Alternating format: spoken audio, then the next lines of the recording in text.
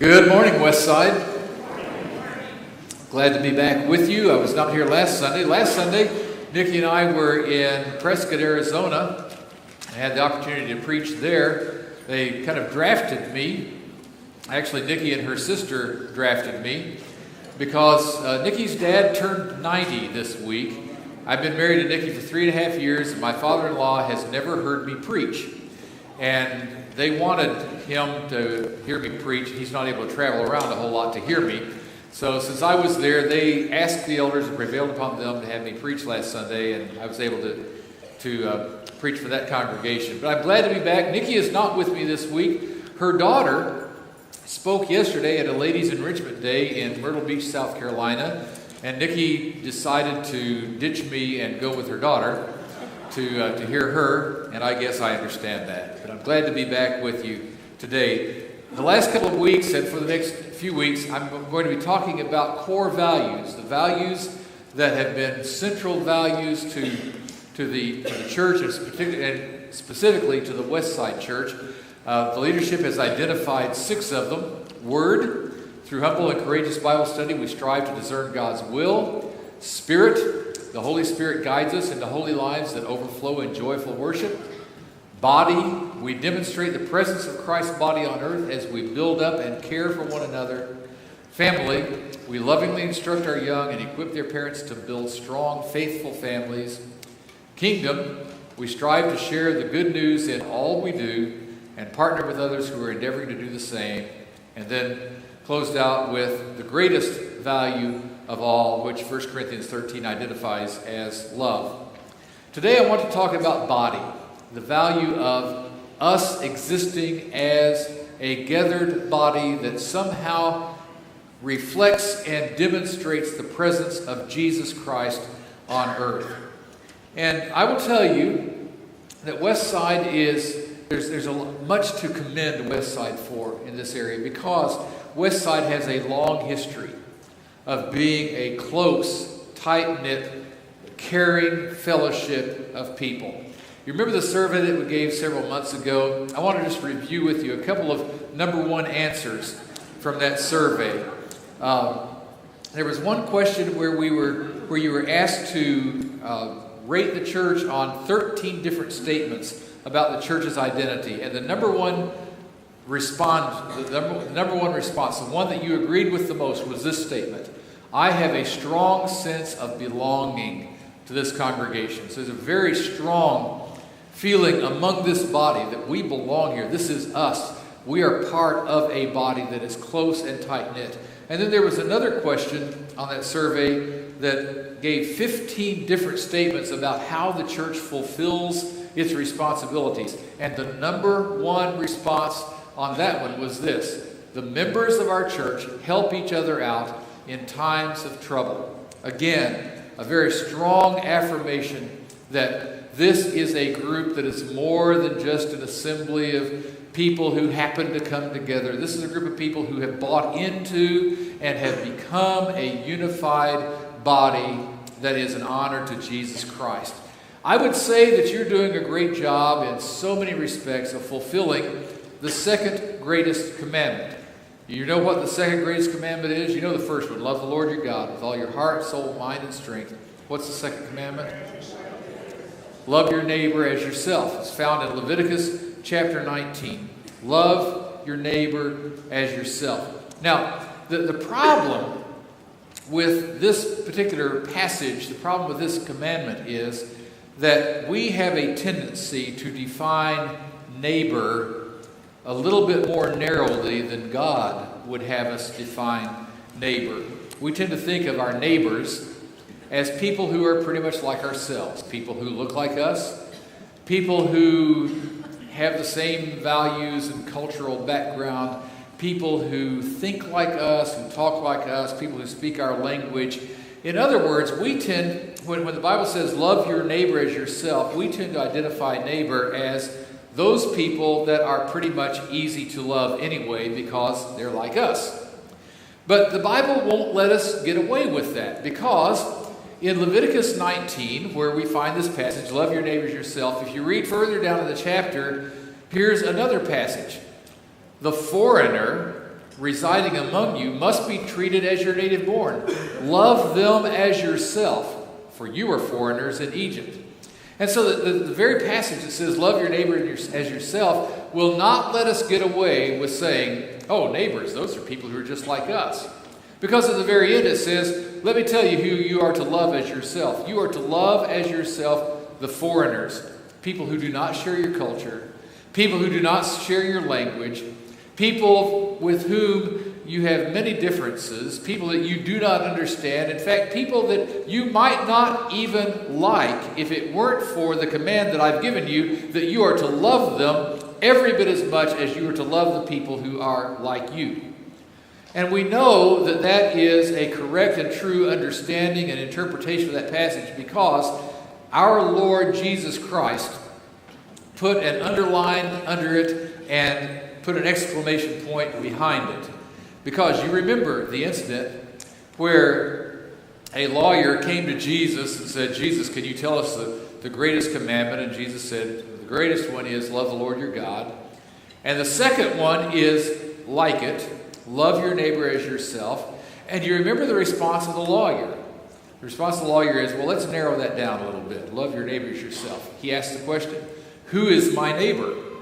And you remember the story that Jesus told in answer to that question, who is my neighbor?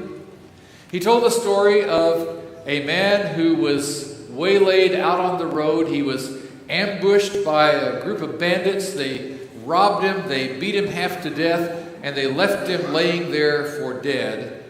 And the point of the story is that there was one person who was a neighbor to that man lying by the side of the road. He was a despised and hated Samaritan who happened to come along and have pity on him and take care of his needs and save his life and attend to his wounds and get him to a place of safety. And the point that Jesus would make is, who is my neighbor? Well, let me tell you something. When you are beaten, bruised, robbed, and left dead for the side of the road, your neighbor is anyone who will come along and take pity on you and offer you help. Amen? I mean, you don't really care. You might want to make some distinctions about, oh, I like that person, and no, I don't like that person so much. But if you are about ready to die on the side of the road, you don't make those kind of distinctions. Anyone who's willing to help is your neighbor, right? And Jesus says that's who your neighbor is. Anyone, you just look around and say, who are the people that I would be willing to accept help from if I was dying? That's pretty much everybody, isn't it? Well, why am I making a point about our neighbors, including people who are not like ourselves?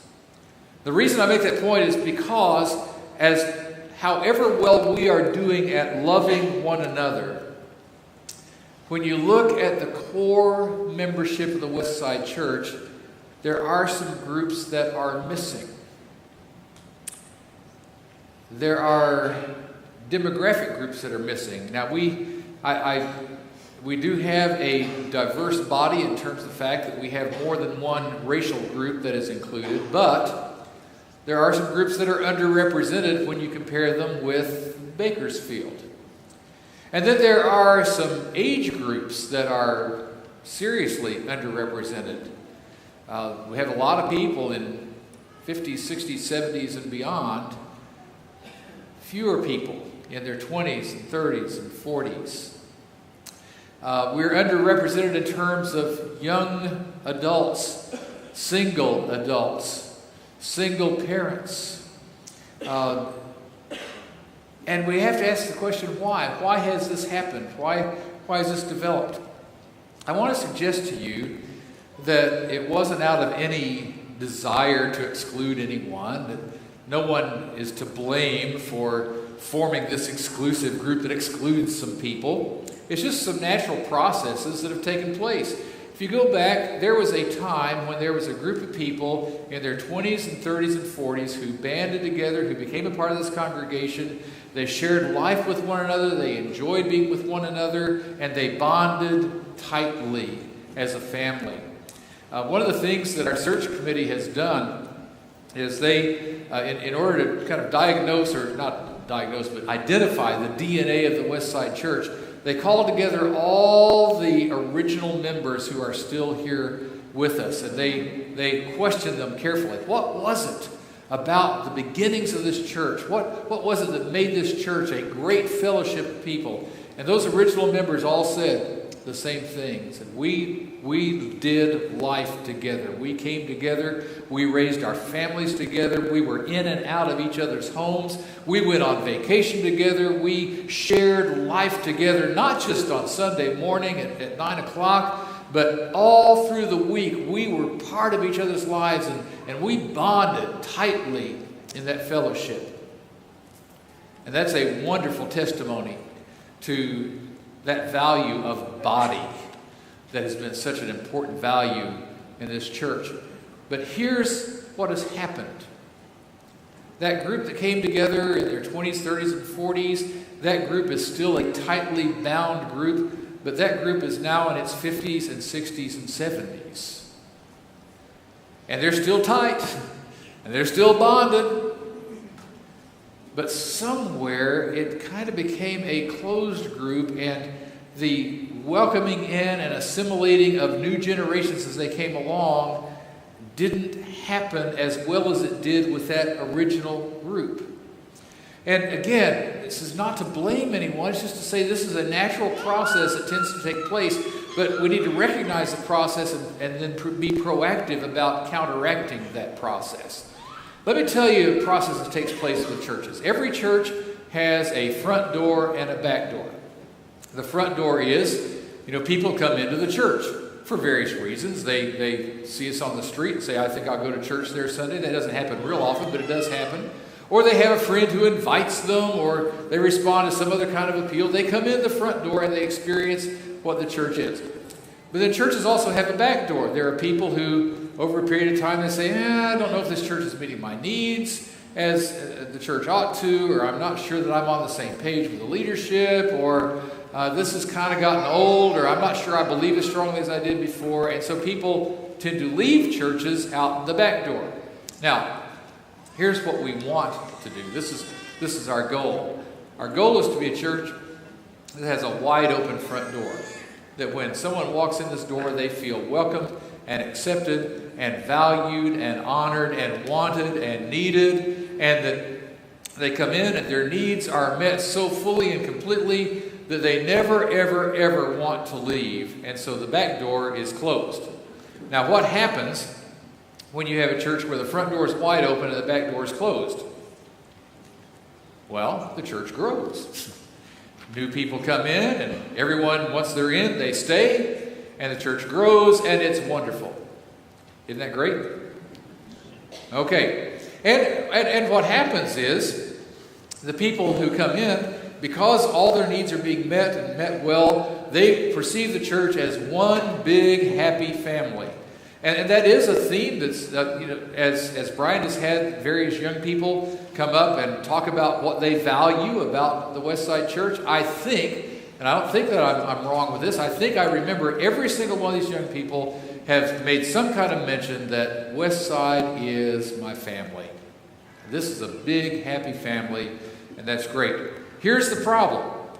When you grow to a certain size, it gets harder and harder for new people to feel like they are part of that one big happy family. And those who study these things tell us that the limit is about 80 to 110 people. Once you get a group that's in that size range, then when new people come in, some of them are not able to have the group is not able to meet the needs of the newer people as they come in, or maybe they stop meeting the needs of some of the people who've already been there. But at any rate, one big group together can only meet the needs well of a group of about 80 to 100 people. So when new people come in, what happens is, if they're not part of that core group of 80 to 110 people, they kind of move around outside that core group and eventually find their way out the back door because they're not feeling included. They're not feeling welcomed. Now, what's the answer for that? And let me just make a little side comment here. As you look at churches, not just churches of Christ, churches in general, all across America, you will find that the vast majority of congregations of any kind in America are under 110 in size.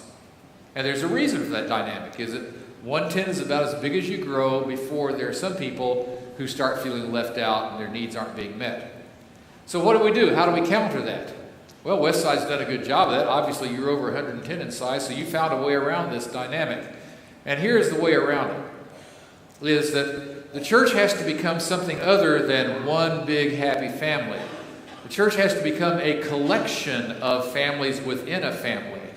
And that collection of families, it might be care groups that people are a part of, or it might be some kind of a ministry team that people are a part of, or some kind of fellowship group that people are a part of. But there have to be groups within the group that each have their own open doors that people can come into. That way, when people come into the body, they come in the front door of the church, and then they find their way into an open door into one of these subgroups, into a care group, into a ministry team, into a fellowship group of some kind. That way they find a way to belong. And when this is the case, we have all these subgroups that are open to receiving new people. Church growth experts have a technical name for this kind of church. It's called a Velcro church. Well, you know what a Velcro church is. It's where people come in and they stick, like Velcro. And Westside has done a good job of this. You have a small group ministry, care group ministry, and you have vital and vibrant groups within the body. There's a group that actually is not with us today. There's a ladies' retreat that's going on, and there's a group of ladies who are there. And for some reason, our audio people, Tim and Mark, are not with us because they're at the ladies' retreat. I don't get it. Actually, I think they're cooking, that's a great thing. But that's a subgroup, that group of ladies that go to the ladies' retreat. We had a men's retreat several months ago, and you know, there's some really good and strong and vital subgroups here at Westside that have enabled us to get beyond that 80 to 110 number. But this is where we run into another problem.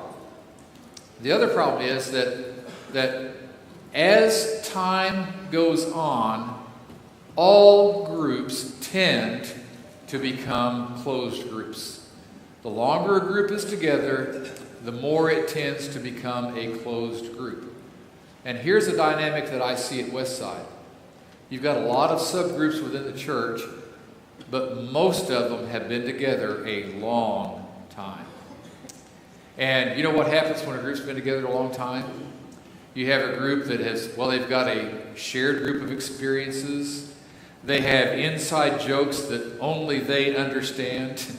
They can gather together and they can say 3 or 4 words that bring to mind an incident that took place 5 years ago, and they all laugh. And an outsider goes, "What in the world is so funny? I don't get it." They have a shared language that they have with one another. And a new person might visit that group, but they're not going to feel like that is really their group because they don't have that shared history with that group.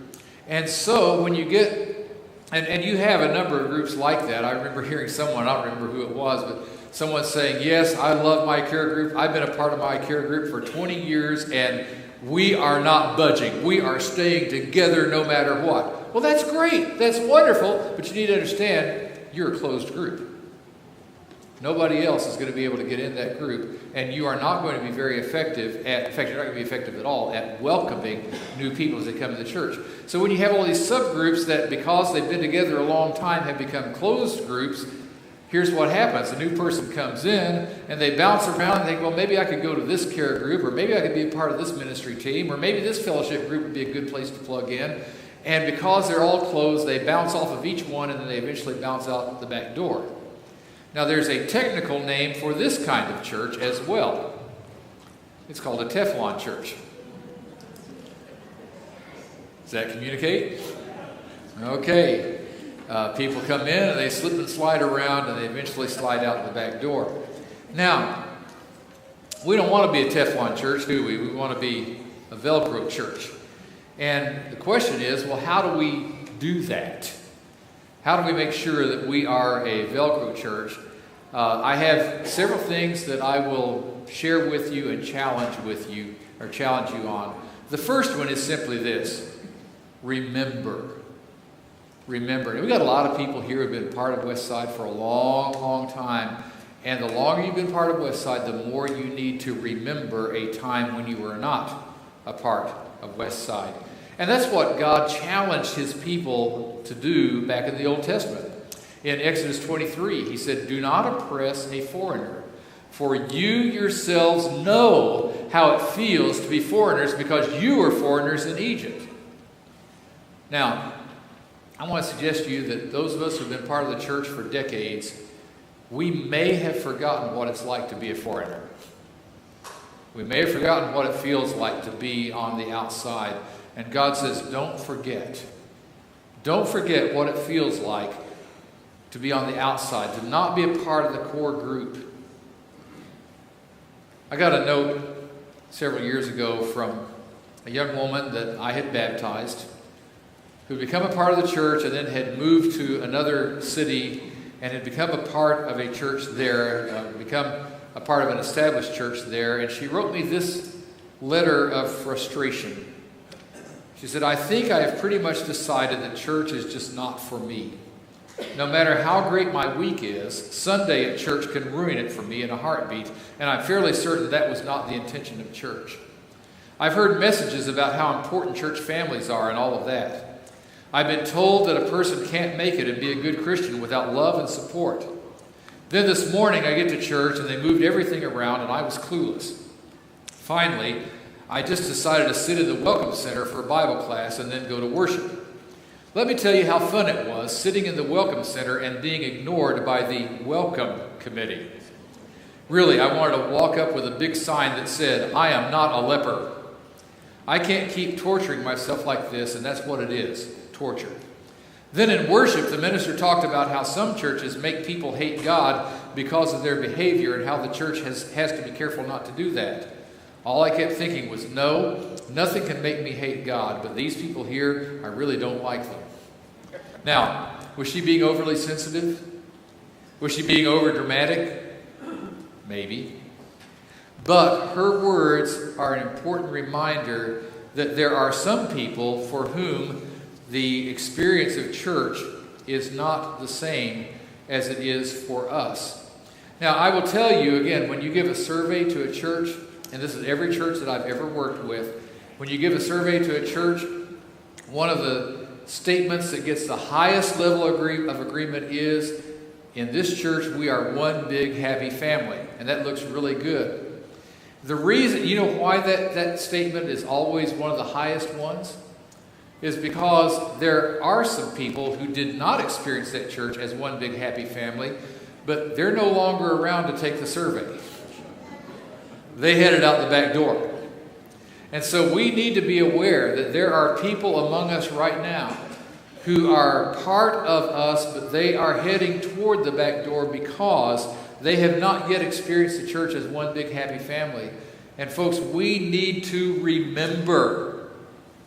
We need to remember them. We need to stop being so embraced by and enthralled with our experience of fellowship that we forget to look for those who are on the fringes.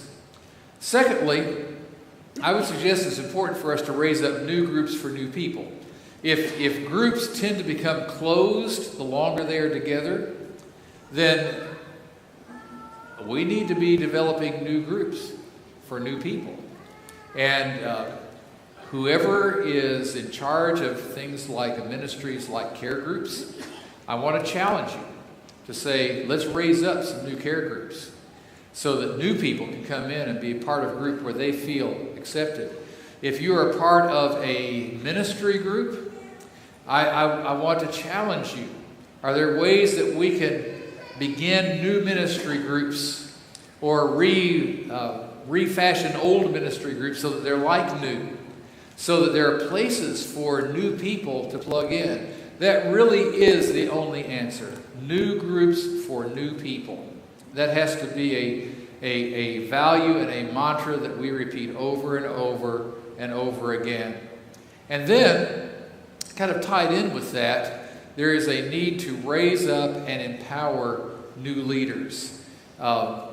New groups don't exist without new leaders, and new leaders don't just spring from the earth full grown, they are raised up. I want to just suggest to you, particularly if you are a leader in a care group or in a ministry group, I want to challenge you to become proactive and to look around and to raise up some newer, younger leaders who will be able to step into your shoes and take your place and make you irrelevant. I want to challenge you to raise up some new leaders who will be able to step into your shoes and to lead newer people as they come into the body. How do you do that? Let me suggest 4 things. First, you need to pray. God, open my eyes. Help me to look around throughout the body that you have assembled.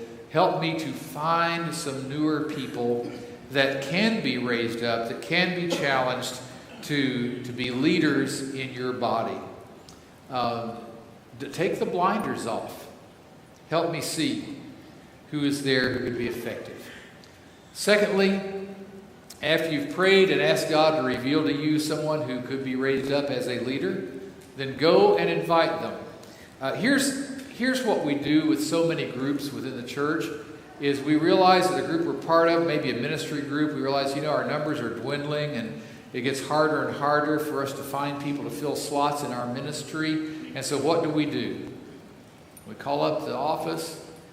Jill, can you put an announcement in the bulletin that says XYZ ministry needs volunteers? We need you desperately. Please talk to us or sign up on the list that's out of the desk there, and because we need you. And then nobody comes and talks to us, and nobody signs the list, and then we're all discouraged, and then we're running around saying nobody cares anymore, and this church is just so apathetic, and all kinds of negative statements. That's a pretty ineffective way of raising up leaders. That's why it doesn't work, because it's ineffective.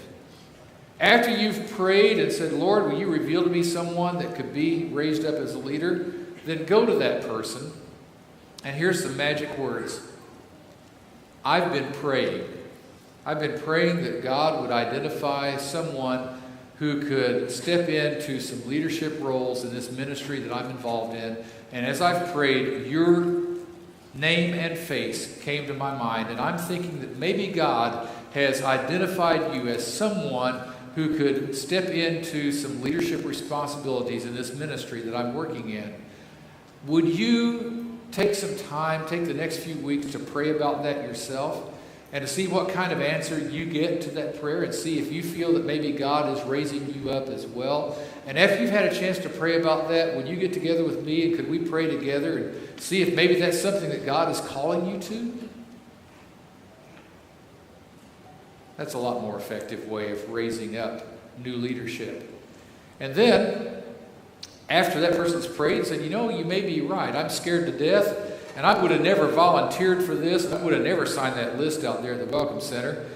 I never would have responded to an appeal in the bulletin, but you've asked me personally, and I think maybe God is calling me to this.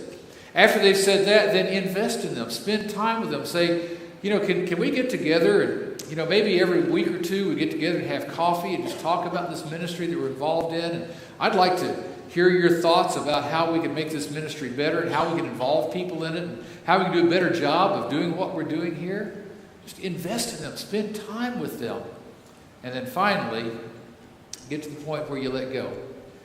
Where you realize here's someone that God has called and equipped to lead, and I'm going to step back and relinquish some of my leadership responsibilities so that they can begin to take over, understanding, of course, that they may lead in a different way than you do, and they may lead in a slightly different direction than you do, and that's okay. That's how we move forward and continue to be an inclusive body and make spots for new people and raise up new leaders. Very important for us to do that. That's how we continue to be a vital body.